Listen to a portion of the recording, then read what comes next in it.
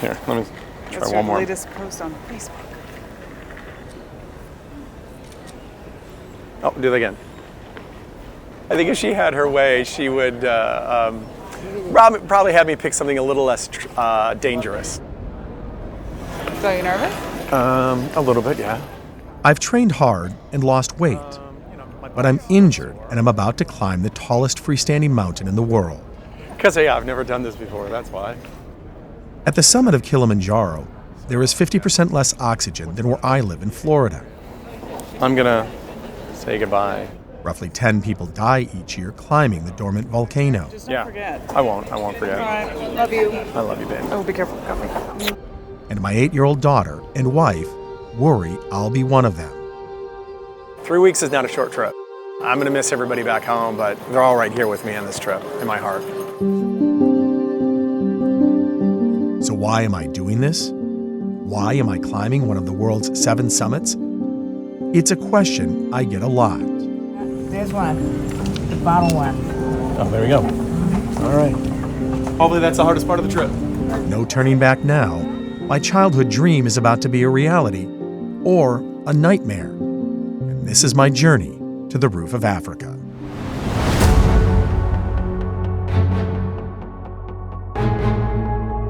Kili, she just lets you see her when she wants you to see her. You hear like rock slides in the distance. It's pretty daunting when you get up close to it. You just can't understand the sheer size of this mountain.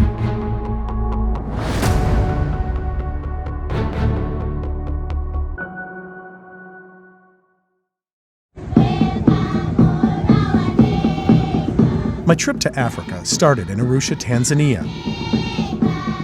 On our way, we'll be hiking mostly on the Shira side. Where Kiliwarrior Expeditions, our guide company, briefed us on what we could expect during a 9-day journey climbing Kili. To the lava tower. The route I selected was the Lemosho Western Breach, a nearly 44-mile-long trail. It is widely considered the most beautiful, but also the most challenging and dangerous due to potential rock slides. Before we departed from the Lemosho trailhead, each porter weighs the items they'll carry. By law, porters are limited to carrying no more than 33 pounds. Then, after lunch, Real now.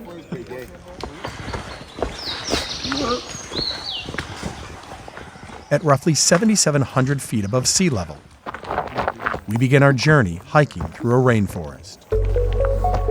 When they say pole, they mean really slow. It took us 3 hours to go 3 miles, and we went up in elevation just over 2,000 feet. At this altitude, obviously we have less oxygen, but what's helping us today is that we've been going through the rainforest. All of those trees and everything produce a lot of oxygen. So really tomorrow, as we continue to go up in elevation, is when we're going to feel it. Besides the beauty of Mother Nature, on day 1, you might also spot some black and white halibut monkeys before reaching forest camp. Good job. I'm in my tent here, can unpack a few things, probably have a nice cup of water, a little dehydrated, and just relax, have a nice dinner tonight, and just sit around and talk with the other people that are climbing. But so far, day 1, it's been awesome.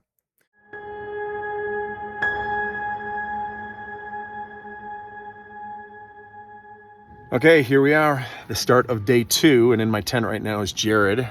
Say hi, Jared. How are you? All right, so what are you gonna do now, Jared? Toradol IM 60 milligrams, little non-steroidal anti-inflammatory drug. Okay, now everybody knows me knows how much I hate needles. You're not gonna But feel what a thing, pumpkin. most people don't know, and that I haven't told people, You're good right there. is that I also got injured right before we left, about 2 weeks from overtraining. And I'll be damned if I don't make it to the top of this mountain. And so I'm willing to take a shot, and I'll take one every day if I have to get to the top. Is that in right now? Yep. All right, so this is supposed to help, where my injury is in my right leg. Ooh.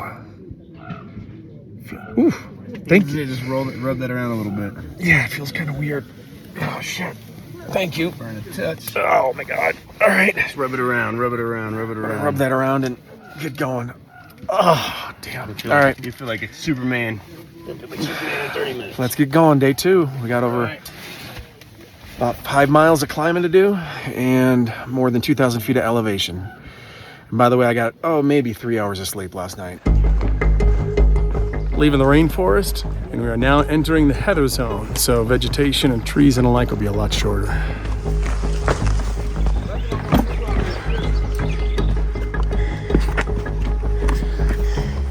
The rocks and everything are making this kind of a difficult day, harder than I probably thought it was going to be.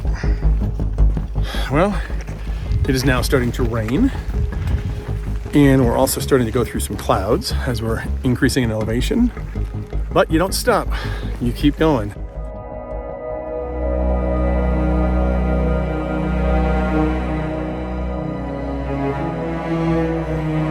All right, probably the most beautiful part of Kilimanjaro that we have seen.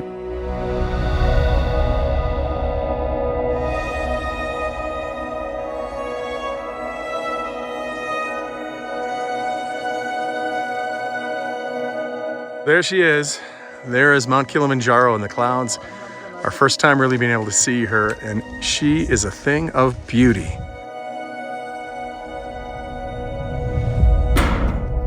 Day 2 in the books, Shira Camp. This is where we're gonna stay the night.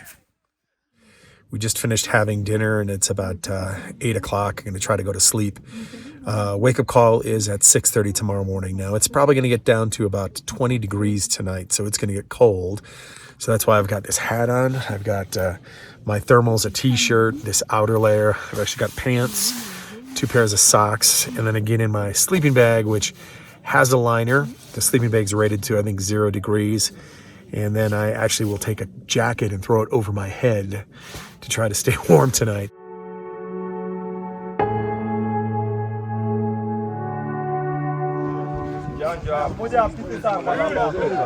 You've heard it takes a village to raise a child. Well, on Kili, it takes a village to reach the summit. An hour trip with 9 climbers, we had a total of 60 Kiliwarrior porters, guides, and cooks helping us. During this journey, these men and women become your family. And then you have superheroes, like my friend Saji, who would never be able to do this trip without that guy. He's a superhero, man. Wow. One of our guides and my best friend on this trip.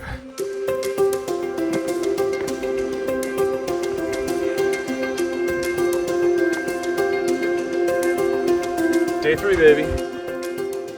Crossing the Shira Plateau is a gradual hike, but when approaching the same altitude as the highest mountain in the lower 48 states, nothing is easy. Heavy breathing now. The elevation will have roughly 25 to 30% less oxygen than when we're back home in Florida. So you're starting to feel the effects of altitude. The Shira Plateau used to be Kilimanjaro's 3rd peak before it collapsed. On this day, you can see signs of animals current Here we are looking at the buffalo footprint. and past. This is Simba Cave. The meaning of Simba is lion. Simba used to come here and pray for the animals who come to drink water. A newer route on Kili, Lemosho, is taken by less than 5% of climbers. It is a route created by American mountaineer Scott Fischer, and a plaque along the way serves as a reminder of Fischer's imprint on this dormant volcano. Some of you may know Scott Fischer because he unfortunately died in 1996 on Mount Everest, and the book Into Thin Air was written about that fatal climb up Mount Everest. Also, the movie Everest was based on Into Thin Air. So we have a lot to be thankful for him and his life, especially for creating this route. So thank you, Scott Fischer, and this will remain here, commemorating his life.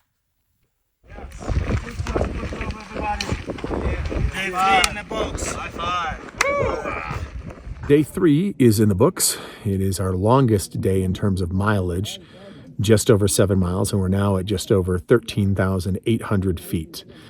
So do have a slight headache right now. Probably a small case of altitude sickness. So I'll drink a lot of water, just kind of relax now. Maybe take some Advil in a little bit to try to help it, but by tomorrow morning I should be totally fine.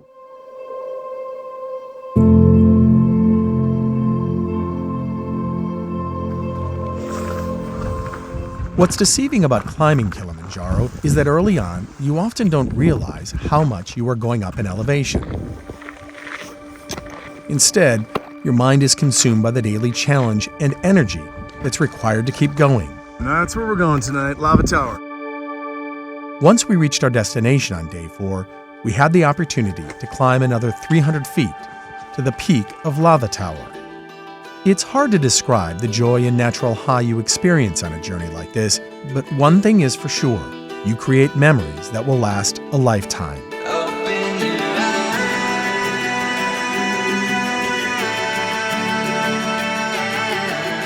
And there are moments when you literally feel like you are on top of the world. Our time at Lava Tower Camp covered 2 days. It was an opportunity for our bodies to adjust to the altitude. The longer you spend acclimatizing, the better the odds you'll reach the summit. Plus, a 2-day respite with sunsets like this offer you the chance to reflect on why you embark on climbing Mount Kilimanjaro. Open your eyes.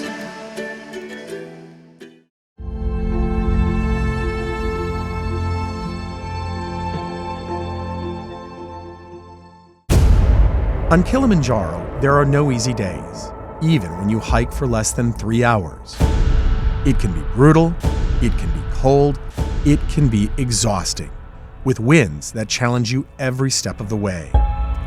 Unfortunately, shorter 5 or 6 day trips often prevent climbers from reaching the top due to altitude sickness. Injuries also happen, as we saw with this woman who broke her hand. It's disappointing, really, over something so simple as falling on a few little pebbles. But a chance injury, a fluke fall, it's not enough to stop nearly 35,000 people each year from trying to climb this mountain. Well, day 5 is in the books. We went up to Glacier Camp, and then we came back down here to Lava Tower Camp. Glacier is just over 16,000 feet, and of course here we are at about 15,000 feet. The toughest part so far has really been at night. The wild swings in temperatures. We've had days where the temperatures have gone 50 to 60 degrees in a swing, so you're warm during the day and then you're super cold at night. And then just the ability to get some sleep. I'm probably averaging only 4 hours of sleep after 5 days. It's hard because your body is trying to adjust to the lack of oxygen, and so that causes a disruptive sleep pattern. And I'm certainly experiencing that, but the good news is my blood oxygen level, which we measure several times every day, remains very high. I'm in the high 80s. I started at 95, but I'm still in the high 80s, and so still doing good.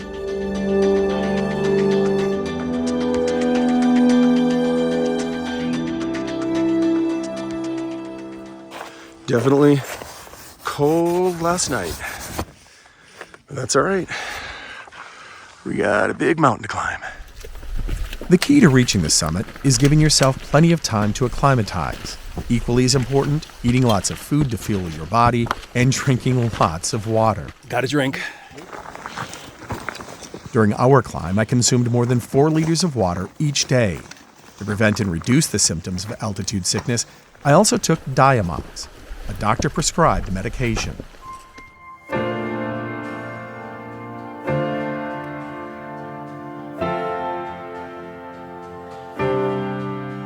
Mentally, you also need to be prepared for anything Mother Nature throws at you. But with the right mindset and proper preparation, you will love your time on Kilimanjaro. And by the end of day 6, Day 6 in the books. we finally see our path to the summit. That is what we're going up tomorrow. We'll go this way and then up and then over that way. A long, difficult climb up the Western Breach. So why do people climb Mount Kilimanjaro? Well, some people are just adventurers. Some people want to mark a particular event in their life, like let's say a birthday, as one girl on our trip did today. Some people also want to conquer the 7 summits, the tallest mountain on every continent. But for me, there were really 2 reasons why I went on this journey. The first was climbing Mount Kilimanjaro was a way for me to take my life back. And what I mean by that is that I knew that I was going to have to start getting back into the gym. So instead of going into the office at 7:30 every morning after London went to school, I had to be okay with saying, you know what? If I go to the gym and I start my day at 9 or 9:30, that's okay. And that was hard to kind of accept that at first, especially for somebody that's been working 6 to 7 days every week, 12 to 14 hours. Taking back control of your life is not easy to do. But this is what climbing Mount Kilimanjaro has been able to help me do. But like I say, just take some time for me and also take some time for your family, for London and for Veronica. Along those lines, I also knew that I was going to have to lose weight. So by going on this journey and climbing Mount Kilimanjaro, I knew that I was going to have to start eating better. So I pretty much cut out soda, increased my water consumption dramatically, stopped snacking, and really ate much better to the point where I lost 16 pounds. So I really feel like this has helped me take control of my life in a very positive way. So the second reason why I wanted to go on this, and really the bigger reason, is something that you're going to have to wait to find out. I'll tell you about that at the summit. And we begin the final leg of our journey up Mount Kilimanjaro in a little less than 8 hours. So I'm going to go to bed.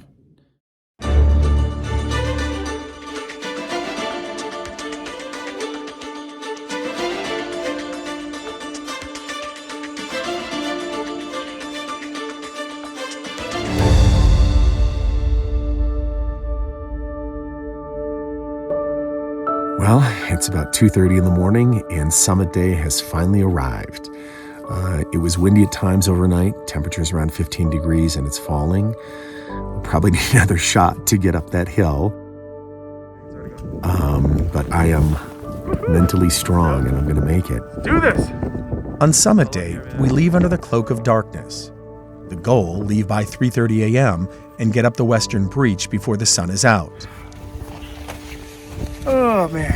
And begins to thaw the ice, which holds the rocks in place. No way to describe what we're doing. The later you go, the greater the chance of a rock slide. Under the guidance of Kiliwarrior Expeditions, we move up the mountain, each step a testament to the spirit of adventure and the human will to reach new heights. But still, we're going. The route is known for its steep and rocky terrain, a true test of endurance and resolve.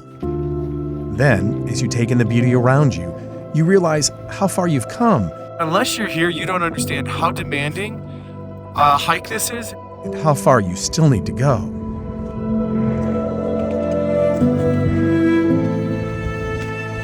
With every step, we battle the thinning air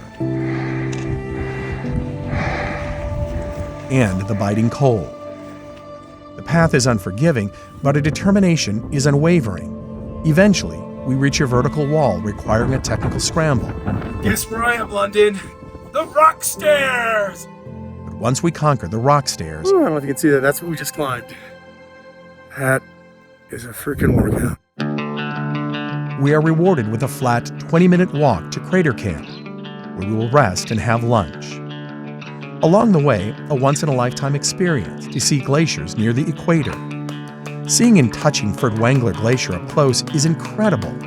It is a stark reminder of the raw beauty and power of nature. Despite the fatigue, moments like these make every struggle worth it. Based on studies, Kilimanjaro's glaciers are about 12,000 years old, but Furtwangler and the other glaciers on Kili are rapidly shrinking. What is sad and heartbreaking about this glacier in particular is that years and years ago, it was more than twice the size of football fields. Today, it's just a fraction of that size, and it's continuing to melt. But it's still pretty awesome to come up here on Kibo and see this glacier. Following lunch, we begin the final push to the summit. 800 more feet of elevation. Every step feels monumental. The summit tantalizingly close, yet so far. One step, a breath. Another step, slowly repeating over and over and over, until finally the dream is realized. Yes! The summit of the tallest freestanding mountain in the world. It is a moment to celebrate as we stand above the clouds. So, Why did I climb to the roof of Africa? Why did I push myself to climb 19,341 feet above sea level? It's actually pretty simple. So the second reason why I wanted to climb Mount Kilimanjaro. It's all about you, London. I wanted to show to you that when you put your mind to something, you can accomplish it no matter how hard it is. The route that I took, the Western Breach, by far the hardest route to get here. 3 or 4 months ago, I couldn't have done it, but I worked hard, as you know, changed my diet, stopped drinking a lot of soda. London, I want you to remember this today, next year, decades to come. Work hard and you can achieve anything that you want. I miss you like crazy. I miss Veronica and Mommy, and I cannot wait to be home to see you guys. Love you and thank you for supporting me. As we take in the breathtaking views from the top of Africa, we are reminded of the power of dreams and the strength within us to achieve them. This journey, with its joys and difficulties, has brought us closer to the mountain, to each other, and to ourselves. It is a journey I won't ever forget.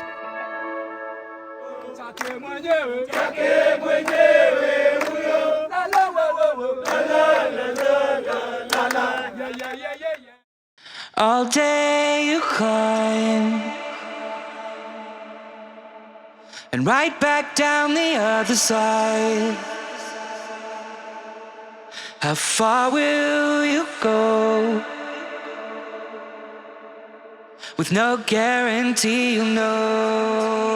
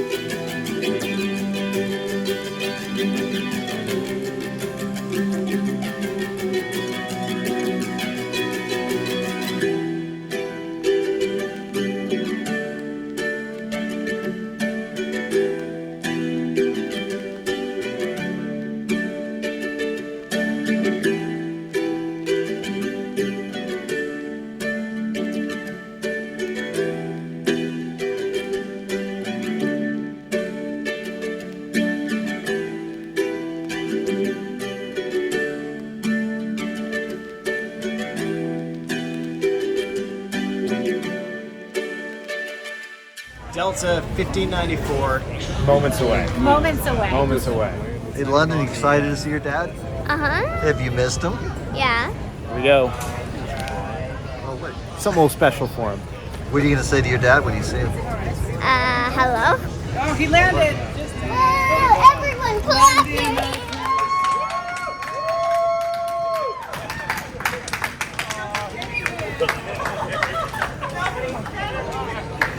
This smells weird. This guy smells dirty. Okay, let it go. Let it go.